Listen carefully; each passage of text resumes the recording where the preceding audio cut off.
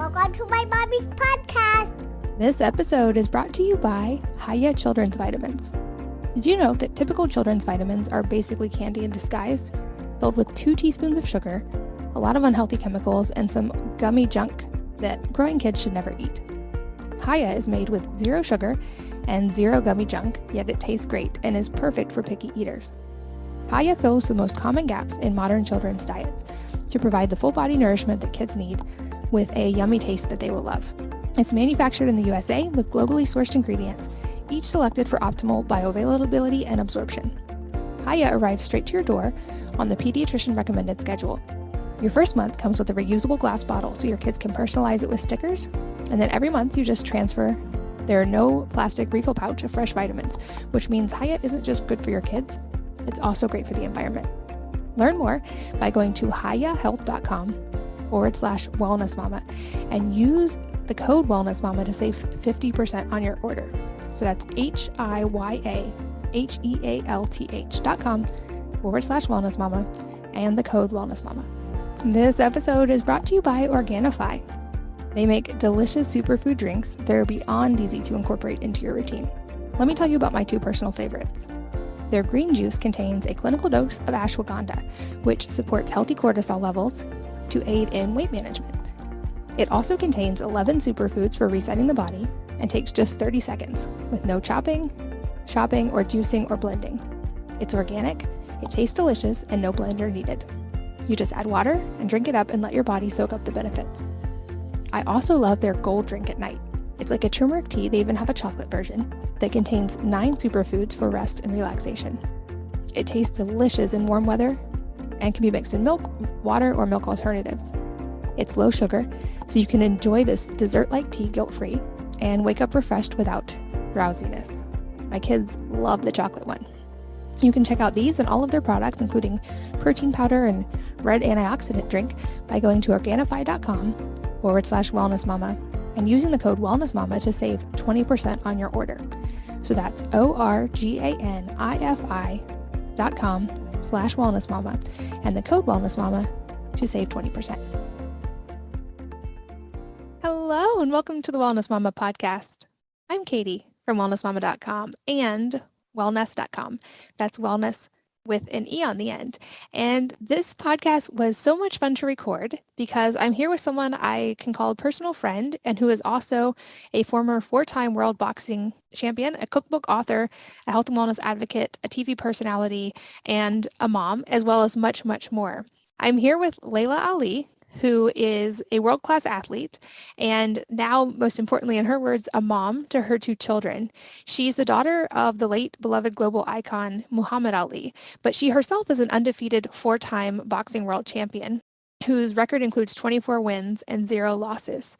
She is heralded as the most successful female in the history of women's boxing, and she talks today a lot about her mindset development about that and how that transferred into so many other areas of her life. And parts of her story really surprised me, especially the age at which she started boxing and her father's opinion about it. She's also been in the sports world in various different ways and has transitioned now into the health and wellness world, having been on the TV show Chopped and now running a health and wellness brand and spice company that we talk about today. But my favorite parts of this episode were getting to really go deep on mindset and parenting.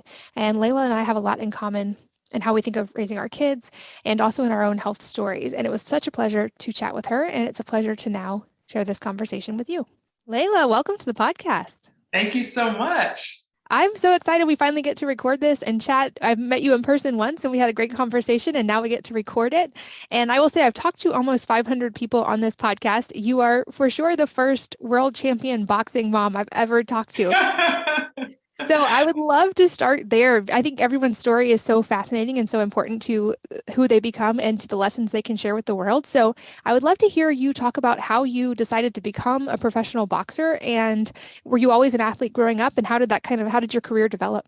It's a very interesting story. So I was never an athlete growing up, never participated in team sports, was never fit, none of that.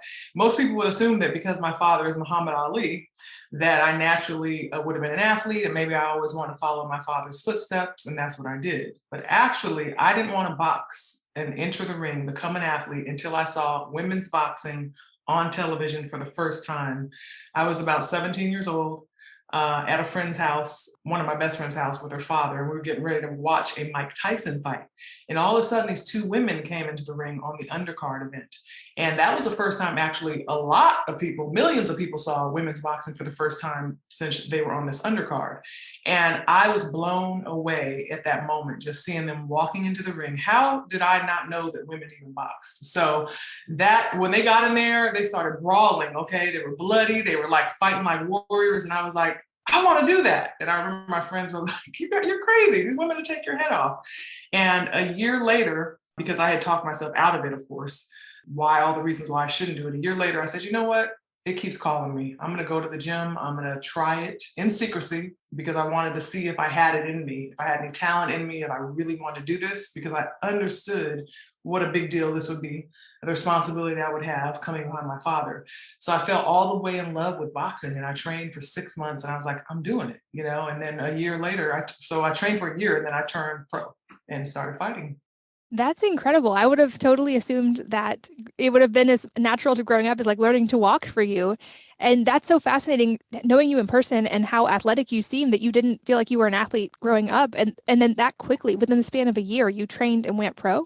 Absolutely. You know, I had a lot of natural ability. I am an athletic person, and I had in me what it took, you know, to become a champion. And I cultivated that because obviously you have to do the work, but it starts with your mindset, right? And I would just say that pretty much any of us can do anything that we want to do, but when you have it in your DNA, it even makes it that much more powerful. And that's beautiful that even though that was such an important part of life, I'm sure for your dad, it wasn't something that was ever pushed on you. It was a journey you chose on your own. And I'm sure he thought was probably cool that you guys had that in common at that point.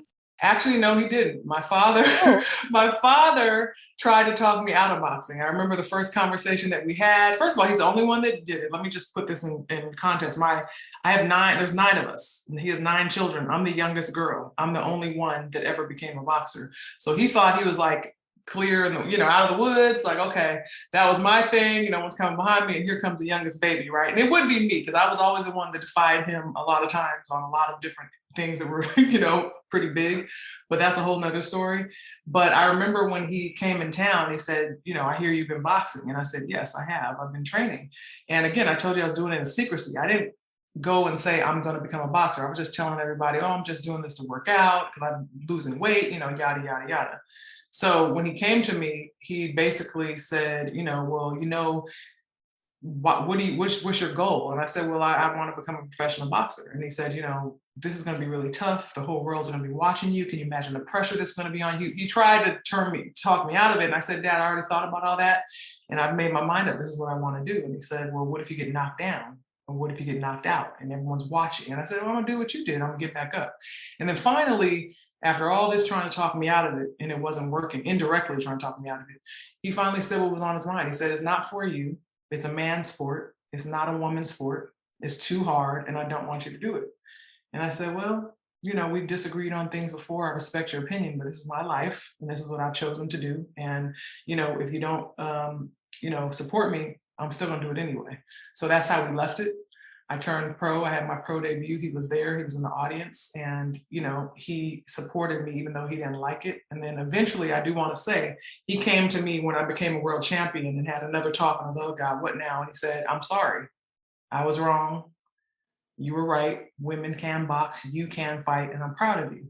And it was amazing. We cried together. And I really remember now, he's not here with us anymore. It touches my heart because, you know, he was just doing what any dad would do who didn't know. He didn't know better. He didn't know women's boxing was not where it is now. It was like an unheard of sport. Like, are you crazy? What are you doing? You know, and then to think of me in the gym with all these men, because you do go to a boxing gym, it's all men. I'm sparring with men, meaning training, boxing men.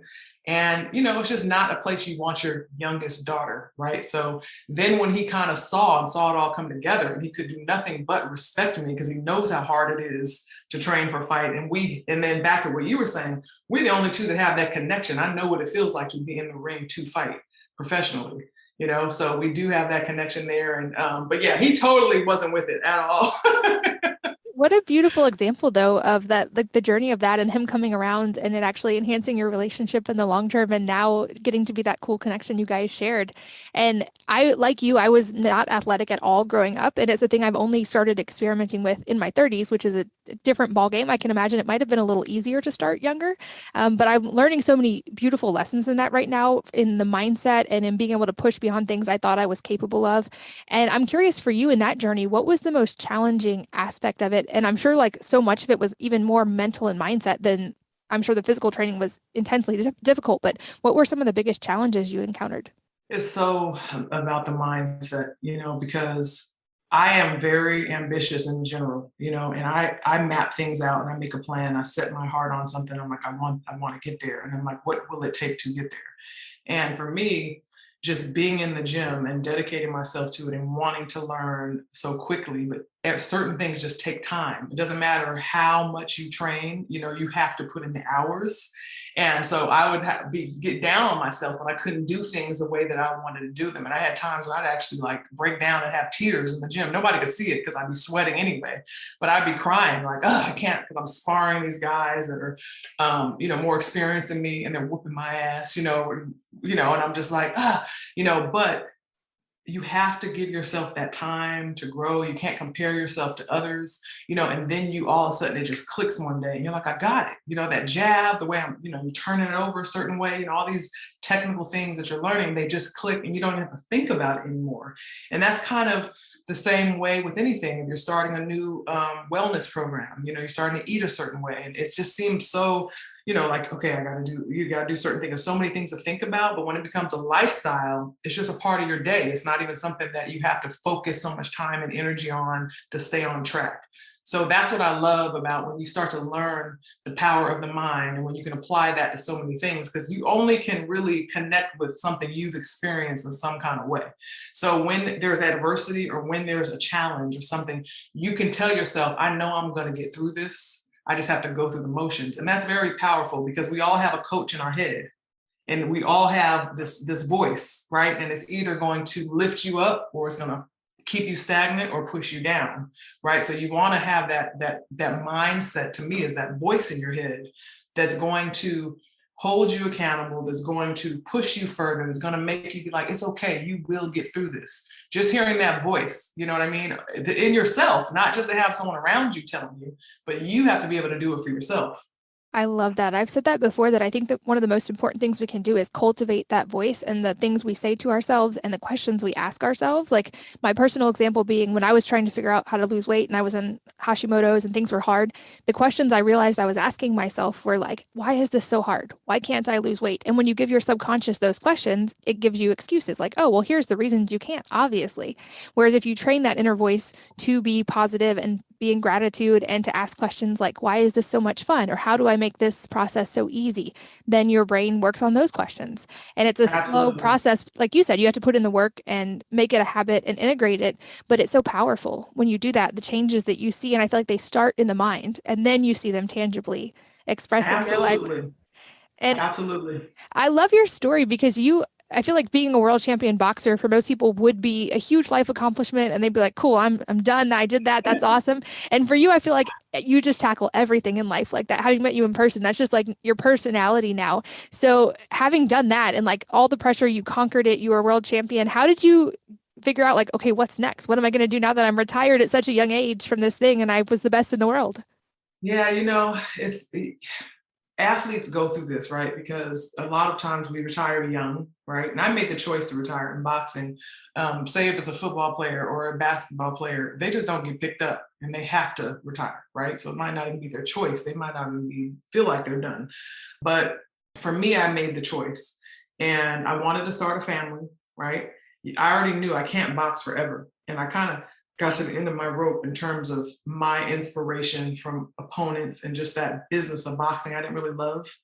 So I decided I wanted to do other things, but it took me about 5 years of searching to figure out what is going to be the next thing I can do that I'm going to be passionate about, the same way that I was passionate about boxing.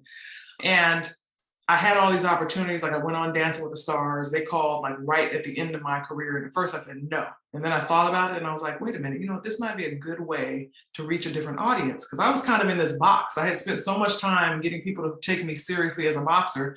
Every time you saw me, I was talking about knocking somebody out, because I was doing press conferences, and that's not very approachable.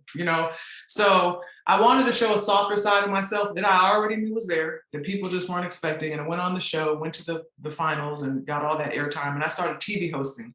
But I wasn't really happy. Like, this isn't something, yeah, you're making money. That's great. But what am I going to do that's going to inspire me, right? And be able to create. So I realized I really am passionate about health and wellness. I'm that person that friends call, can you make me a meal plan? Can you, help me with fitness? Can you do X, Y, and Z? And I'll do it for free. It's like, it wasn't a money thing, right? So I was like, I got something here, So that's when I decided that I wanted to create Laila Lifestyle, my website platform. And I told you before, I'm really inspired by you and all the information that you share with people. I'm nowhere near where you are yet, but I'm like, what can I take from my journey to help others find that, confidence in themselves, that mindset in themselves, to upgrade their lifestyle? Because, I'm not just a female boxer. I'm Muhammad Ali's daughter. And when you think about what that means, okay, you have to think about a 19-year-old girl who's starting something new, that she has absolutely no experience even being an athlete, okay? And then her father, who's the greatest boxer and one of the most famous men in the world, and her father, who she respects, tells her don't do it. You can't do it. It's not for you to do. And to say, you know what, I'm going to do it anyway. What kind of person does that take? Okay. And back then I wasn't thinking about that, but now I do. What is it in me that allowed me to even defy my father and say, this is my life. I respect you and I love you, but I still have the confidence and the dedication and the courage to make a decision for myself. And guess what? May the chips fall where they may. That takes a tremendous amount of confidence and self-belief. So I've really been trying to cultivate that, and just how I can share that with other people to find within themselves, because so many of us don't go after our dreams, don't reach our highest potential, don't even try, because we're worried about what other people think, and we're comparing ourselves to others. I wouldn't be able to accomplish a lot of what I accomplished if I just compared myself to my dad, and, I've got to do what my dad did. It's like, I don't want to be my dad. I said that from the beginning. Like, are you going to box like your dad? Are you going to call out rounds? You're going to do the rope-a-dope? These are all things my dad was famous for. And I'm like, no, I'm not Muhammad Ali. And guess what? I don't want to be. I want to be me. And it's okay to say that. You know what I mean? But, so it's, again, being strong in your own identity unapologetically, and that's for men and women. It's not, women, obviously, we connect with one another and we relate to one another and we have a lot of the same challenges, right? But this is just for humans in general, right? Absolutely. I love that quote that the most important weight you ever lose is the weight of other people's expectations on you. And it seems like that's part of the becoming an adult process that happens at different ages, is, like you said, figuring out who am I and developing the peace and the confidence in that without the weight of other people's expectations. Not that you wouldn't respect their opinion. And there's wisdom. I like to say there's wisdom in every experience and every person you encounter. But at the end of the day, we have to go into our own wisdom to figure out what is my own path. And now you're a mom as well. I'm curious how those lessons have crossed over into the realm of parenthood for you. Oh, man. Parenthood, it's one of those things, right? We got a lot to figure out along the way. So I didn't have parents that were very hands-on with me growing up. With my father traveling the world, my mom, I had nannies. My mom wasn't the type of mom that was on top of us. You know what I mean? There's just different types of parenting. And I was left to really figure out a lot on my own and fend for myself. I wrote about this in my first book, Reach, Finding Strength, Spirit, and Personal Power. And I had a very dysfunctional childhood. I was pretty much abandoned by my mom. She got remarried and it was very dysfunctional. And I got myself in a lot of trouble along the way.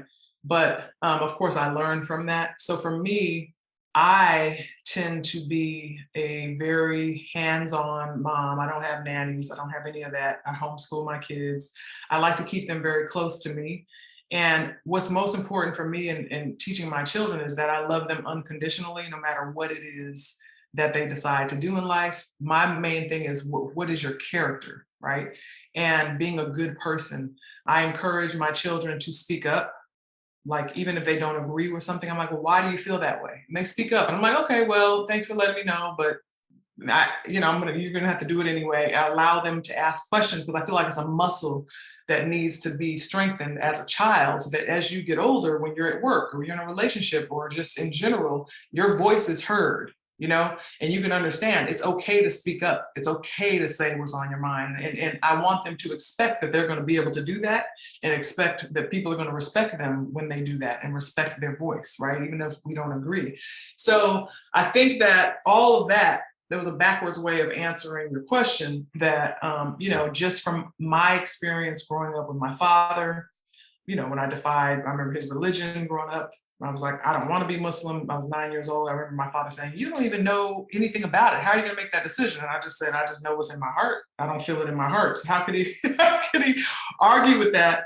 Because I think about what was in me that allowed me to just go for life, and not be afraid and not have that fear. And I'm trying to really instill that in my children as well. And I think that that's what my main focus is. The schooling, all that stuff will fall in place. I'm not focused on the things that our society says are the most important. You know what I mean? I focus on who they are as individuals. What is their character going to be, and so that they can truly be happy and free in life. I love that so much. I know when we first chatted about this a couple of years ago, when you started saying some of these things, I was like, oh, I love this woman. We're resonate so Thank deeply with you. that. And I think two things you said that I think are just so important as parents. The first being that your kids know that you love them unconditionally. And like I try to make that effort with my kids to say all the time, I love you unconditionally. There's nothing that can ever take away from that. And there's nothing you ever have to do to increase that or earn that. Because that was the part I feel like needed to be said out loud, that I knew my parents loved me, but there was an achievement condition attached to it. And so I wanted to make sure that was broken in my kids. And then also that you encourage them to question things. I think so often as parents, just like, no, this is the way it has to be done, because answering those questions takes time and effort, and it can be exhausting. And I've tried to cultivate that, not perfectly because my patience runs out sometimes. Yeah, of course. Mine is like, I tell them, question everything, ask questions, ask hard questions. And my oldest, at a few years old, he goes, even you? And I was like, even and especially me. This should always be a safe place for you to be able to ask questions, and a safe place for you to get answers and not have to have the same opinion as me. Because like you, I want them to have that in their whole lives. I think that's a beautiful example that you're setting. And as a fellow homeschool mom, I know it's not always easy. So I commend you so much for doing that. And how old are your kiddos now? So Sydney is 10 and my son just turned 13. Okay. Well, fun ages. That's such a good age. They're Yeah, they're amazing, and they're the most loving, kind, thoughtful kids. So I'm truly proud of that. And like I said, it's just we all do the best that we can, and nobody is perfect. You know what I mean? And like you were beginning to say that, yeah, it does take time, and sometimes it can get irritating when you're just like, they try to take advantage of it. It's like, we're not going to be asking a bunch of questions about emptying the dishwasher. Like, that's your job. Just do it. You know what I mean? But it's balance and everything. But in general, yeah, I think it really makes a big difference for them to know. I tell my daughter all the time, I love you no matter what, just the way you are. And sometimes she'll say, Mommy, do you love me? Do you still love me? And I'm like, of course I do. I'm like, do you still love me? She's like, yeah. And I'm like, sometimes don't I get on your nerves, or you get upset, but you still love me, right? And she says, yes. And I said, okay, so I want you to understand the same, so. That's beautiful. Okay, so back to your story. So you also, from what I've read of your bio, you competed on Food Network and won a couple of times. I'm curious what led to that journey and what that was like. So once I had decided that I was all into health and wellness, and cooking was a big aspect of that. I started cooking when I was about 9 or 10 years old, and I like to cook with a healthy twist. So I said, you know what? I'm also thinking in business. I want to go into the food space. So let me start doing some food, focused shows. So I got this offer to be on Chopped, celebrity version, and I said yes. And I hadn't even seen the show. And then I turned on the Food Network and I was like, oh my God, this is a tough show. So of course, being the athlete that I am, planner, I started preparing. I watched the show and saw, what works for people, what doesn't. I actually did like a mock Chopped at home, just to see what things might come up. And I went on and I won. And I went in to win. I was like, these celebrities are not going to beat me. So I always will size up my competition. Like, I'm not going to beat probably the pro chefs and all of that, but the celebrities, I was like, I got this. So I went in there, I won. It was super fun. Then I had to come back again, win again, which I did. And then I had to do like I had to finally go champions versus champions. So then I had to go against a chopped judge and an Iron Chef and a Food Network host. And I didn't get chopped first. I got chopped after the second round, which was amazing. It was one of the toughest things I've ever done because it's so challenging, but it was so fun, so exhilarating. And I love being able to say I'm a chopped champion. That's so cool. And then it's one of the tougher things you've ever done because I actually just started taking martial arts and fighting classes. And when punches come at my face, I'm still like, I freak out. And so the fact that you've fielded punches and then like also fielded that and that was tougher is impressive to me. I know, like a lot of people train as a workout and they'll say, oh, I box. I'm like, you mean just training, right? And they're like, yeah, because getting hit is a whole nother thing. You know what I mean? And it's a whole different feeling. Like it's easy to just throw punches, right? And just keep going. But as a professional, like, are you going to keep going after somebody's like hitting you with a body shot and hit you in your throat, hit you in your nose and your eyes are watering and you can't see and all those things. So Katie, don't be doing that. Okay. From an expert, I'll take your advice. And then that led to you also having a cookbook, which I have in my home. How did that progression happen?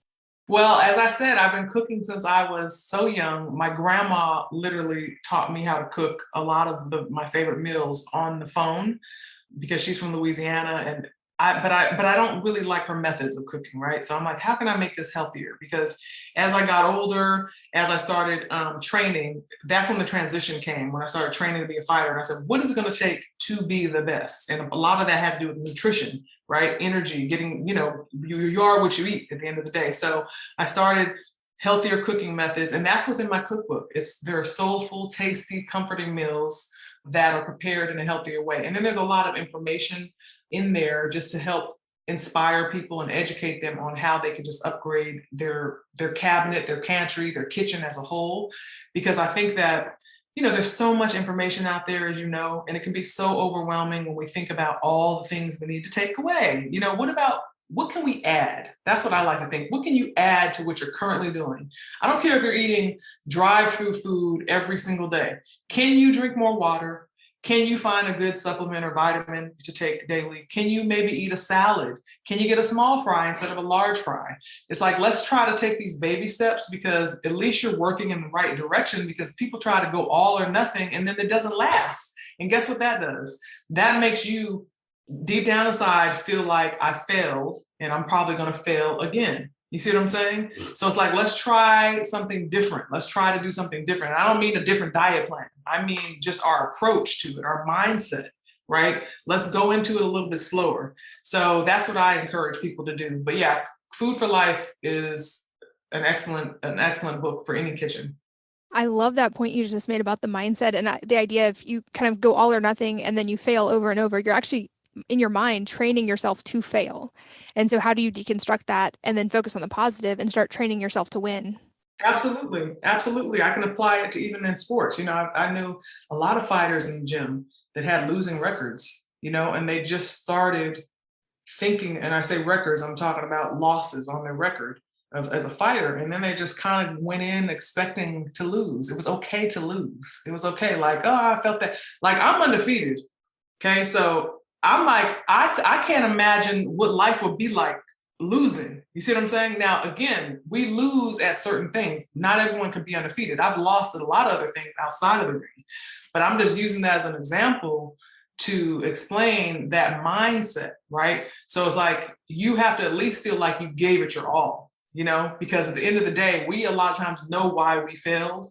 Because we decided to go off course. We decided to give in. We decided that we didn't want to be strong enough, So again, why not just try another way? Why not try not to put so much pressure on yourself? And then you'll be like, you know what? Yeah, I can get a medium fry, instead of a large fry today.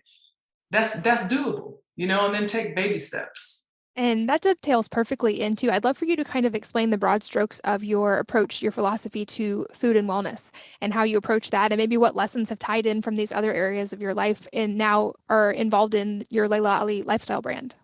A lot of it is, meeting people where they're at. And that's kind of what I just said, meet you where you're at. What are you currently doing? What small changes can you make today and build upon them, and you really have to know your why. And we say that We've heard that over and over again. What's your why? What's your why? Because it's really important. Because you've got to have that grounding, that foundation. Why am I doing this? Are you like, oh, I just want to lose some weight for my best friend's wedding?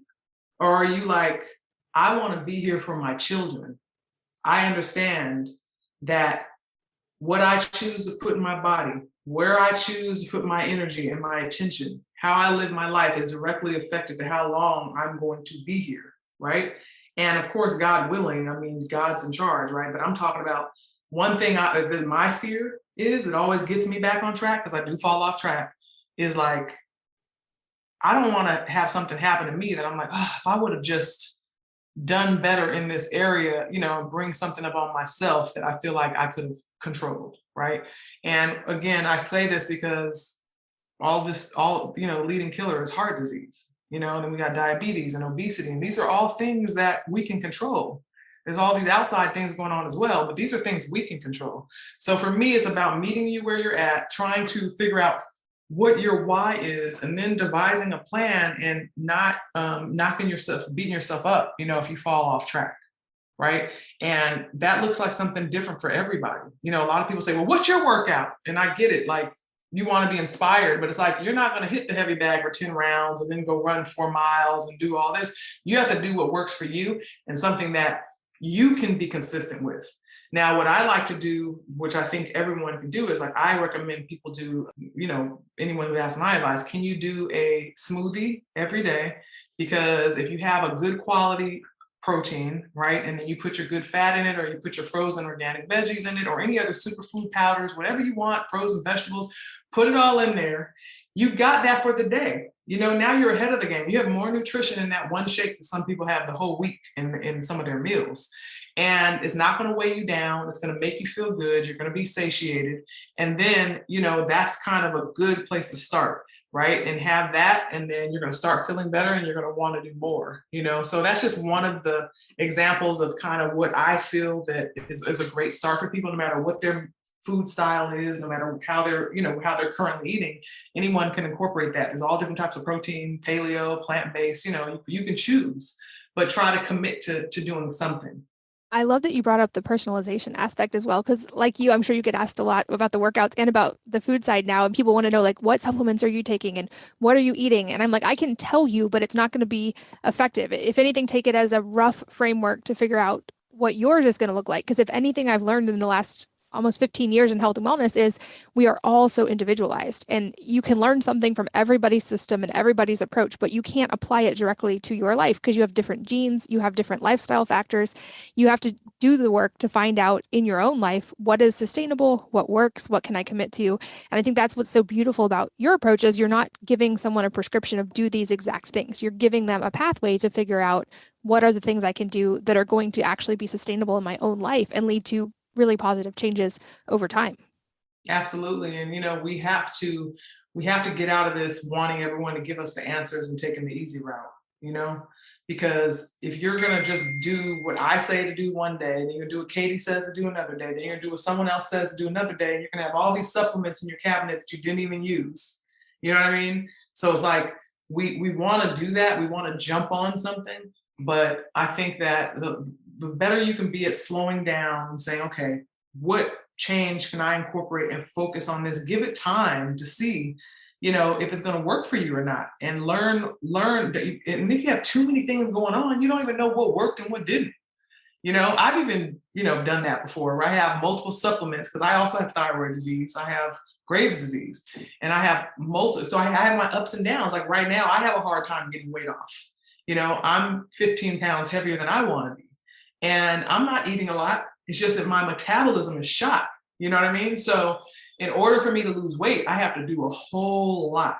I mean, just to try to get weight off. And I'm talking about it's not even worth going through, you know what I mean, in terms of what it takes. So I'm also trying to figure out certain things for myself, because for me, it's not really about the weight. It's about how I look, how I feel when I look in the mirror. You know what I mean? Like if I know I have extra fat on my body, that's it's not really the weight. It's just like, okay, this is unhealthy, visceral fat or whatever the case may be. That's what I mean when I say how I look.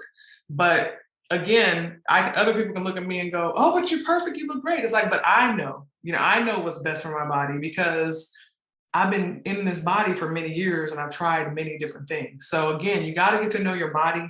You have to get to know what works for you, what doesn't, and start listening to your intuition about certain things. Like some people say, oh, don't eat meat, it's not good for you. I eat grass-fed, high-quality meat. I do believe in reducing the amount of meat that you eat. I stay away from commercial meat as much as I can. When you eat out, you're going to be eating it. But I'm saying, but I know what makes me feel good and what's good for my body. It doesn't mean it's good for your body. You see what I'm saying? Everybody being vegan doesn't work for everybody. And it's like we have to stop fighting one another, I think, and say, oh, okay, that's what works for you.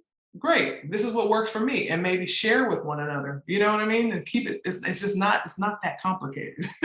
Exactly. And probably if we boil it down, we agree on so many things, even between the different paleo and vegan and all the different camps. There's still so much that's in common about eating real food. And to your point, also, there's a time and a place for recovery and for healing and being gentle with yourself. And I think often when we get wrapped up in the health and wellness world too much, we get tempted to keep doing more and more and more and more things. And especially when you're talking about hormones, sometimes you have to take a break and let your body heal. And I think if you're going to put time and attention into something like we talked about earlier, the effort you put into your mindset and your inner voice is going to pay off so much, even especially during those periods of recovery. And I think like of all the commonalities, almost 500 episodes into this podcast, I'm yet to have anyone say, sleep isn't important. So like focus on your sleep. That's a huge factor of hormones, and also focus on your mindset. Like I've never heard any health expert ever say those two things don't matter. Absolutely. That is for sure. And sleep is the most underrated. Rest is the most underrated. We're living in a world of work, work, work, grind, grind, grind. It's like, okay, no, that's not the way it's supposed to be, and that's why a lot of us are sick now. And that's when our bodies heal ourselves when we're sleeping.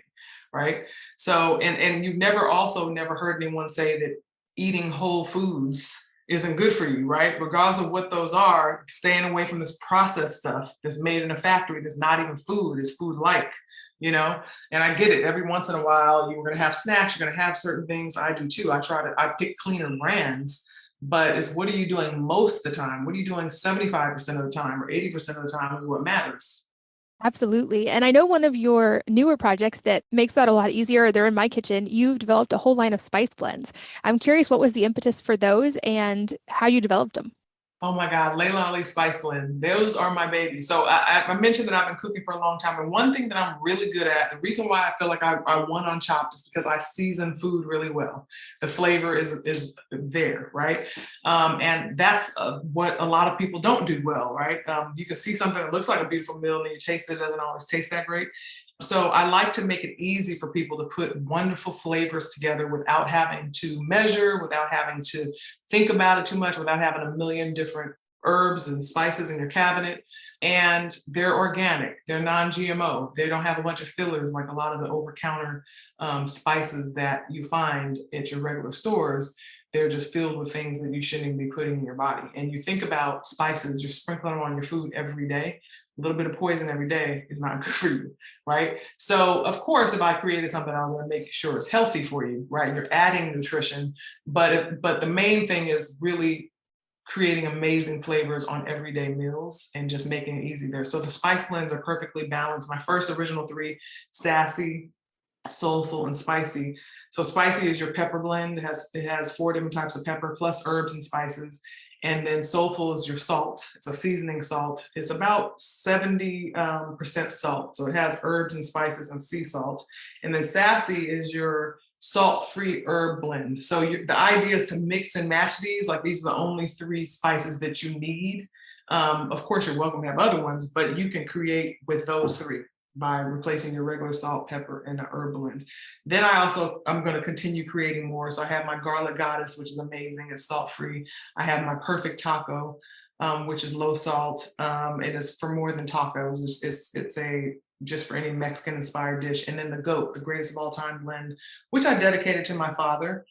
Because he used to take us to a burger stand when we were a kid that was so good. And what I remember, it was like a hole in the wall, but their meat was flavored so well, and the burger had so much flavor. So I tried to capture the flavor of not only his burgers, but the soulful meals that he loved. My father loved good home cooked meals, baked chicken and mashed potatoes and gravy and green beans and, all that stuff.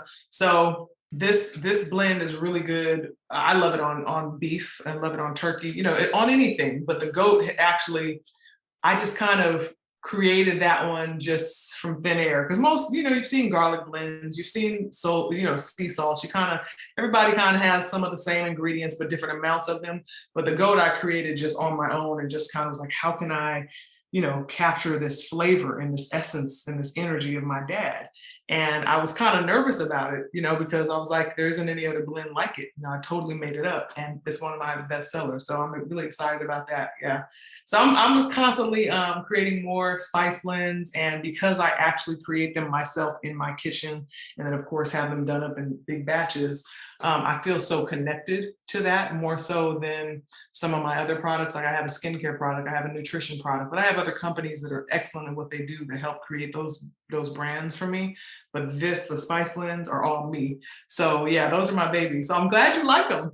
I love them. And I love when they can tie into childhood memories too. It's like, we can look at the data and the studies about how important it is to eat at home and to cook at home and to eat it as a family, and the time, and how like food is actually chemically different when we spend time making it together with people we love. Like it's really fascinating when you start delving into that world. And I love that you make it easy to do that by you save a whole step, but it's still coming from that place of homemade love from your family and gets to like tie in with these stories. So I feel like it's like having a piece of you in my kitchen. Thank you. I put so much love and energy into these spices, and you talk about energy and food, and it's true. I mean, that's why you really got to know who's preparing your meal. And that's why one of the reasons I pray over all of my food, especially when I'm out, because it's just like, you don't know what that person was back there thinking, what they were going through for the day, and they're putting that energy into your food and then you're eating it. So that's one of the reasons why I believe we pray for our food. We pray for, for a lot of things. But yeah, I put a lot of love into meals, and it's so fun. And I tell you, it puts a big smile on my face to see my daughter, sprinkling my spices onto her meals and then saying, can you pass me this one? Everyone has their favorites, and so many people love them. So thank you. Thank you so much. Oh, I love it. And a friend of mine who is like well-versed in quantum physics and multiple advanced degrees was at my house one time, and somebody else who was there was like, man, why does food always taste so much better, here? Somebody else makes it. And he's like super sciencey background. And he goes, it's actually because if it's made with love, it actually changes the food. Yep. I believe it. I believe it. Absolutely. So I love that you're helping families all over the country change their food, and it comes from a place of love. This episode is brought to you by Hayate Children's Vitamins. Did you know that typical children's vitamins are basically candy in disguise, filled with 2 teaspoons of sugar, a lot of unhealthy chemicals, and some gummy junk that growing kids should never eat? Hayate is made with 0 sugar and 0 gummy junk, yet it tastes great and is perfect for picky eaters. Hayate fills the most common gaps in modern children's diets to provide the full body nourishment that kids need with a yummy taste that they will love.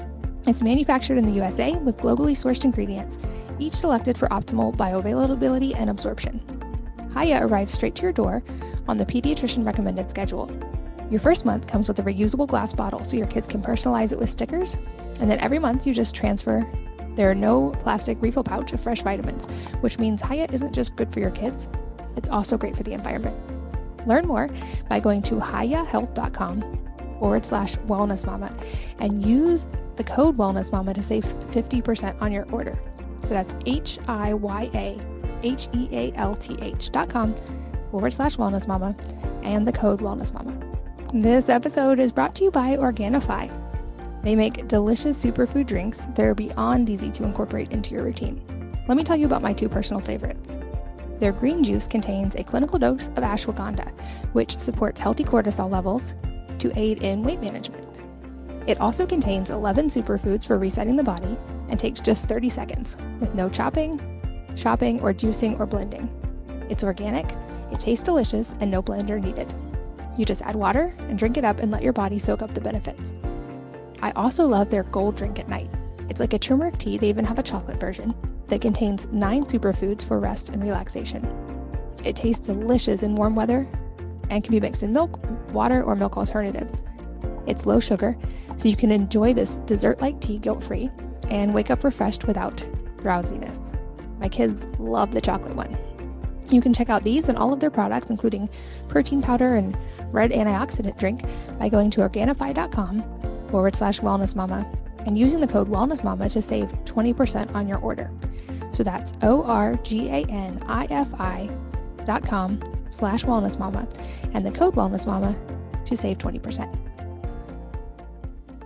Also, I feel like you are uniquely qualified to answer this next question, because a question I get a lot, I'm guessing you do as well, is how do you balance it all? How do you, as a working mom and like homeschooling mom, and you mentioned like you made the choice, very conscious choice to homeschool, realizing it takes extra time and effort and it's not easier. So I would love to get your answer to that question of how do you balance it all and keep your stress in check? Girl, look, that's that girl. It's a constant challenge, as you know, and I just want everyone to know it is for all of us. Okay, everybody has their challenges. Some of us definitely have a better system in place, and I am just not the most organized person naturally, to put it like that. Like I'm a little all over the place in terms of like, because my memory isn't that great just from boxing sometimes. Like if I think, oh, I got to text this person, I'll stop and do it right then. But I can be in the middle of doing something else that I knew I had to do. And then how many things can you have going, as systems you have going all at one time? But so I just want to say it's truly a challenge for me. But the things that are most important to me are what take priority, right? So it's like I always have my kids come first. You know what I mean? If they come down, they're like, Mom, I'm hungry, I need something, I'm taking care of them first. Then I have my business, things that I have to do on a regular basis, and then I make sure that I take care of time for me somewhere in between a lot of times, because I would love to say, it used to be I could just do it all in the morning. Like I'm like, oh, I'm gonna get my workout in, the kids go to school, but now they're home, they're here all day. So I just make sure now, I'm like, as long as I get in my time, and when I say my time, like today I worked out, I got in my sauna. If I, for some reason, didn't get it done this morning, I would do it tonight, this evening, but I'm going to do it. And if I miss a day, okay, that's fine, but I don't want to miss 3 days, you know what I mean? Because then you end up missing a week and 2 weeks, So I think that just having a list of priorities is really important, and learning to say no. I think that we as women have a really hard time saying no because we want to help everybody. We want to be there for everybody. And I used to do it all the time where someone would say, oh, can you come to my event, my charity event or whatever event, and it's 4 months from now. I'd be like, sure. I don't even really want to go. I'm just going because they asked me to go. And then the time comes and now I can't go to my daughter's game because I said yes to something that I didn't really want to go to anyway. So it's like, yes, sometimes we have to do favors for people. I get it. But you don't want to have too much of that on your schedule. You're like, where it starts being like, you can't even take time for you. You can't even be there for your family. You can't even, get on top of the projects that you've been wanting to do because your time is elsewhere. Because there'll always be someone asking for something. And guess what? They have a whole list of about 50 people they need to ask. I'm talking about in my world. And it's like, you say yes, you say yes. You say no, you say no. They're just going to keep doing down the list. They'll be okay if you say no. You're just not going to be there. You know what I mean? So I had to tell myself that, because otherwise you'll be spread so thin that you will always be trying to play catch up. And that's where I had to say, okay, I had to learn to say no, because when you say no, you're able to say yes to more. That's really important to you. I've heard it said, everybody talks about willpower, but we should also talk about won't power, because sometimes it's harder to say no than to say yes. But protecting that energy, especially when you're talking about your family and or your own space to recharge and mental health as a mom, like the whole family feeds off of our energy. So if we're depleted and constantly just open loops chasing all those things, our kids are going to feel that, and it's going to ripple through the whole house. And so I think that's probably some of the most valuable advice you can give, is just check in with yourself. And like you already said, trust your own intuition, know what you need, your limits, and that's going to ripple over positively into everywhere else. I also am curious, because you manage so many things and seem to do it effortlessly. Like I say as well, of course, people see our best sides publicly, and I have days where my house is a disaster, or there's laundry, or the kids are all melting down. Those happen to all of us. But what are the things that you, from an 80-20 perspective, the things that are the most important that you make sure are consistent in your life, that 20% that gives you 80% of the positive benefit that you always focus on? I really think it's important for me and my husband to connect with one another, because we both have a lot of responsibilities, especially me, more so than him. So I have to be the one a lot of times to make sure I'm taking time for my relationship. and not just putting him last. Because you know how the dads feel like, man, I come behind the kids, the pets, your work, everything. You know, especially when you're, you know, a woman such as ourselves that have all these different opportunities. And I need to make sure that we connect because he's who I started all this with. He's who I have my children with. How he feels, you know, is really important. So, and I need to be his girlfriend, you know, sometimes, you know what I mean? I need to not be mom. And sometimes it's hard to switch that gear, right? So we have our date nights. That's really important to me. Because again, that's connecting with the essence of who I am, my femininity, all of that. So that's important to me. I already talked about family, being here for my kids. I put that first. I prepare dinner for my family about 5 nights a week. On the weekends, though, I think it's important for us to have that time to say, what do you guys want to eat? Anything you want, you know? And so they don't feel so restricted and want things more. So literally, when I say anything, if they're like, we want to go to Chick-fil-A or order pizza or whatever it is, I let them have it that one time.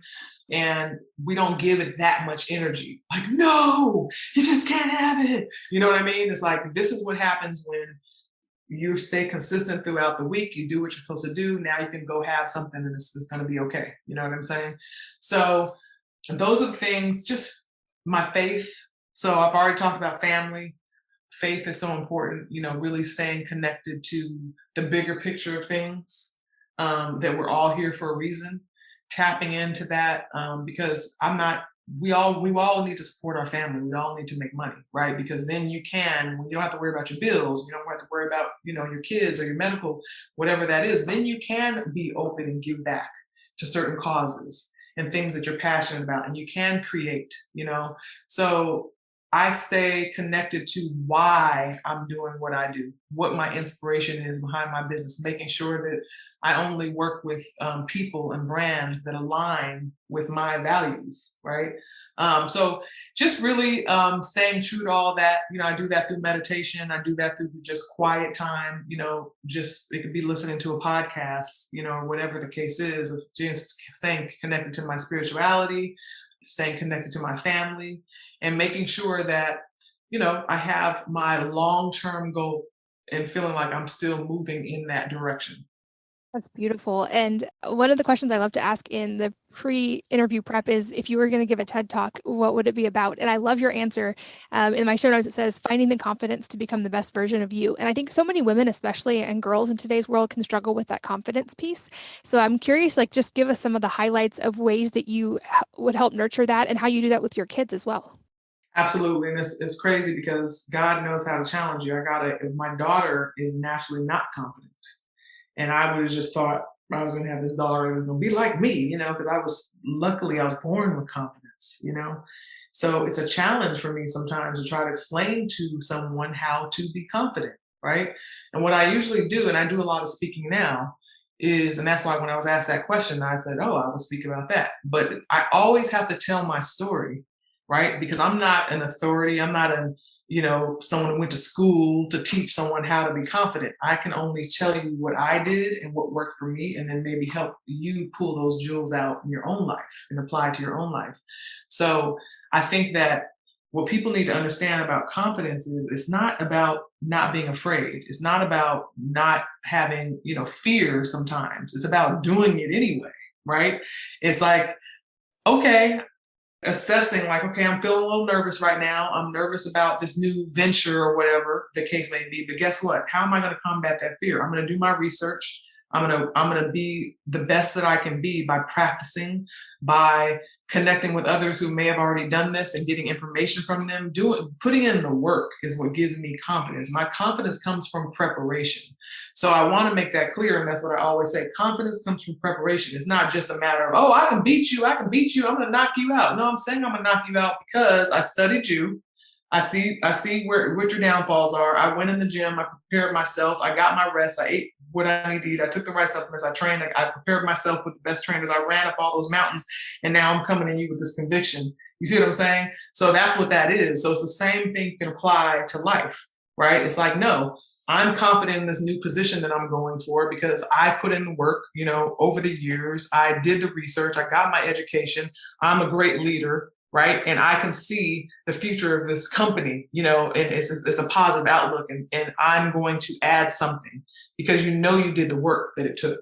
You see what I'm saying? So for me, confidence comes from preparation, and it comes from really having this voice in your head, like I said, and you have to, when you catch yourself having negative talk, you have to realize that that's what's happening, and you say something negative once, you got to say 3 positive things, okay, until you can train your mind, okay, to see and feel differently. That's just what you have to do. It's not like this is just going to happen overnight. But you have to at least understand what needs to be done. You at least have to have the playbook so you can start studying the plays, right? So that's just a little bit of it. But it's people just need to understand. It sounds so simple for someone who is not confident, for someone who does not believe in themselves, for someone who just, I always fail. And trust me, I have my own daughter who is just like, no, I'm not pretty. And I'm like, you just say, you're so pretty. No, I'm not. I'm like, it became a habit to now she's just saying it just to say it. And I was like, I need you to, instead of saying, no, I'm not, I need you to say thank you. I said, even if you don't agree with what I'm saying, stop saying, no, I'm not, no, I'm not, no, I'm not. I was like, just because you don't think you're pretty doesn't mean that you're not. You know what I mean? So, and then I have other ways too, but that's one thing I have to stop her from, that negative response. You see, and that makes a big difference as well. Yeah, and paying attention especially to anything we put after the words I am, because it like programs us in our subconscious. So if you say like, oh, I'm not good at this, or I'm not, you become that. And so instead shifting that, I love that 3 positives to 1 negative advice. Yeah, you're not going to be, if you say I'm not good at this, you think you're all of a sudden going to be good at it? No, you're not. You're holding yourself back from becoming good at it. So like I said, but it's a habit. It's a habit that we've had. And a lot of people have been doing it for so many years. So just start recognizing that and start changing it, and then there's other levels. That's just something basic. Of course, you need to go, if there's a book or a podcast or something, a movie, whatever it is to help you, a self-help in that area of confidence, then that's what you need to really be dedicating yourself and surrounding yourself with that energy so that you can begin to see those changes. I love it. Well, as I expected, our time has flown by because you're so fun to talk to. But a question I love to ask at the end of interviews is if there is a book or a number of books besides your own that have had a dramatic influence on your life, and if so, what they are and why. Oh, yes. One of the books, just because of what we've been talking about, that really made a difference in my life is, and it's not a big book, it's out there, but most of the people listening probably never heard of it. It's called Body Intelligence, and it's by Dr. Romeo Brooks, PhD. And I met him a while back. He's a nutritionist in California, has a small business. And he wrote this book that is such an easy read for the lay person to really understand how our bodies work and how we have the power, right, to totally transform our bodies. No matter what you're doing now, you could just make this change. And his whole thing is that the body is always working on our behalf. It's so intelligent, right? It's the most intricate, intelligent machine ever created. We don't have to think about breathing. We don't have to think about blinking, all these basic things. And it's always trying to fight against the things that we do to it, right? So it's like, you don't get enough calcium, it's going to take a little bit from here. You don't get enough vitamin A, it's going to take a little bit from here. You're trying to protect your most vital organs at all times. So again, when I read that book, it just really gave me this visual of my body and really inspired me to treat my body even more so like a temple, and understand that, a lot of people don't want to take that responsibility sometimes. I know your audience is different, but in general, people don't want to take the responsibility. They want to just take a pill, or they want to just blame somebody else because now they feel like it's all on them. You know what I mean? When they think, no, your health is your wealth. You're in control of your health, right? You see, I have a shirt on right now that says, you heal you, but everyone doesn't want that responsibility. So that book was just a great book for, just like I said, the beginner to really understand how our body works, how the food that we eat makes such a difference in our lives. And it changed my life for sure. I love it. I'll make sure that's linked in the show notes at wellnessmama.fm, along with your website and all of your brands that we've mentioned. And I know you have a special page set up for everybody listening for the spices. So I'll make sure that's included there as well. You guys check them out. They're delicious and pretty much the only spices in my kitchen these days. I hope we can do a round 2 one day. You're such a joy to chat with. I'm glad we got to finally connect here in person on this podcast. And thank you for your time today. Thank you so much. And Katie, you know that you've been such an inspiration to me, just being the mom that you are, the person that you are. And, people look at us as super women, you know what I mean? But like I've said before, we're all in this together. And, the more we can share with one another and help empower each other, the better. So I absolutely would love to come on anytime. So thank you so much. I love it. And thanks to all of you guys for listening and sharing your most valuable resources, your time, your energy, and your attention with both of us today. We're so grateful that you did. And I hope that you will join me again on the next episode of the Wellness Mama podcast. If you're enjoying these interviews, would you please take 2 minutes to leave a rating or review on iTunes for me? Doing this helps more people to find the podcast, which means even more moms and families can benefit from the information. I really appreciate your time, and thanks as always for listening.